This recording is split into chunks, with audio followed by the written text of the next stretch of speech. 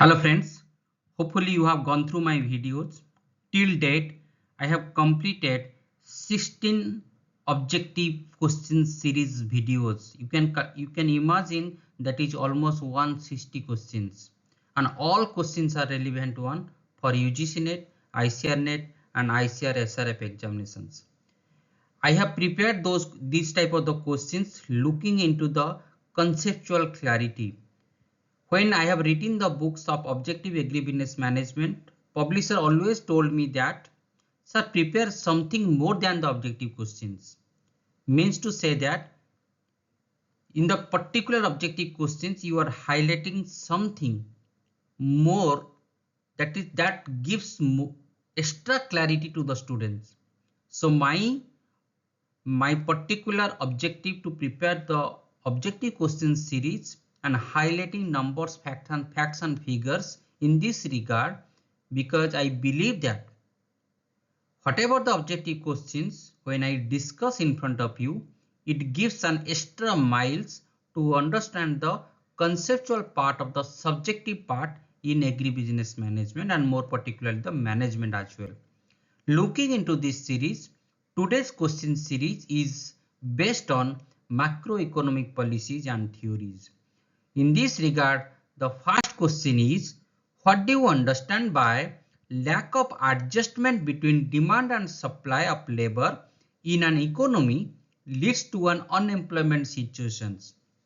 You all know that unemployment situations disturbs all the economic parameters, majorly income and the employment.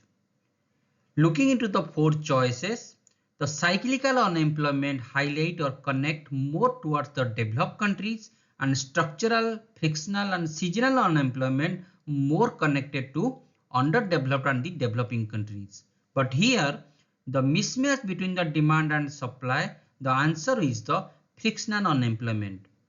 To understand more about the frictional unemployment, you may go through my playlist. In the macroeconomic part, you will find a video that is called the frictional unemployment. You can understand better from this particular videos. The second question is, what is the sole concern of macroeconomic theory on an economy?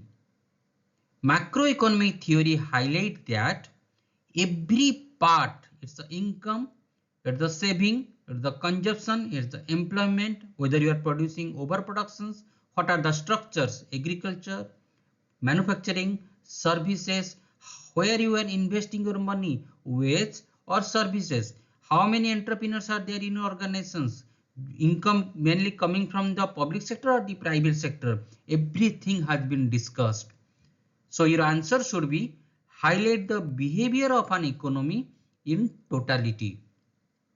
The next question is, what do you understand when people go for an attempt to save more of their income as a result of standard of living declining among them? Mainly it is observed in the business cycle and more particularly cyclical unemployment stage in the recession period. People day by day believe that the business cycles or the recession will be go more and more days. So whatever the income they have, they save more and more. In these connections, that answer should be, what are the conditions in the particular time when attempt to save more of their income as a result of standard of living declining among them? The answer is paradox of thrift. The question number 4, what do you understand by Keynes theory of multiplier? Keynes theory of multiplier highlighted that income and employment fall more than the original rise in saving, because if you save more and more, then it is called as the complement against the consumptions. You are consuming less, you save more, by which your investment will be going down. When your investment will be going down, then further employment and the consumption and subsequently income also be going down. This is called as the Keynes theory of multiplier. The question number 5 highlight is that, who among the following scientists has given the concept of international demonstration effect? International demonstration effect concept has coming into picture when more and more international brands are coming into our national market after the LPG era, liberation, privatization and globalization era in the year of 1991. We are more connected to perfumes, we are more connected to chocolate like products, and we feel that consuming the particular things, our market value, our brand value in the society has been increased. That type of the international demonstration effect has been given by Ragnar Wilhelm Nurks. You all know that complete name need to be remembered because you are attempting the question or UGC net question or the ICAR net question in those time when competitions has been increasing very fast. The question number 6. Who among the following scientists has given the concept of psychological law of consumption?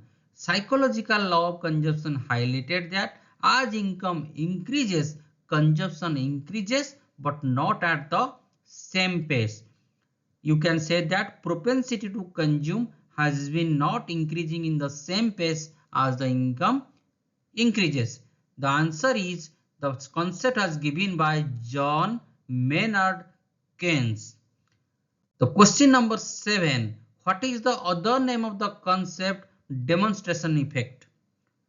Demonstration effect is otherwise called as the bandwagon effect. Looking into the prosperity of the farmers, elite farmers, looking into the product success rate, people always be attracted and do investment in spite of their income is there in their pocket, in spite of their disposable income allow them to buy the particular product. This type of the demonstration or bandwagon effect mainly observed in developing and underdeveloped countries. Question number 8. What is the phenomenon when consumption goes up as income increases but doesn't fall in the same proportion? You can say that it's just the opposite what is highlighted in the psychological law of consumptions. It's just the opposite. Income decreases but consumption will not decreases in the same pace. The answer is ratchet effect. Question number 9. Who among the following scientists has written the book General Theory of Employment, Interest and Money? It's a very famous book. You have to remember the particular book. The answer is Keynes, John Maynard Keynes. The last question in today's series. Who among the following scientists states that supply creates its own demand? It's a primitive concept. People doesn't believe in those time there will be a situation when supply, whatever the supply, it will not match with the demand. There was a belief that whatever the supply, it can be sold out, and a supply itself creates its own demand. The famous quote has been given by Jean-Baptiste Say. That is more important one. You have to remember that. I have tried to pick more and more questions which are highly relevant one in particular objective based examinations, and you all know that this type of the examinations are growing day by day. Net questions are highly referred in numbers of examinations. If you have the UGC net, ICAR net certificates in your hand, you have been eligible for different type of the SRF, RA examinations mainly observed in the project. You will be eligible for assistant professors. So be tuned with me.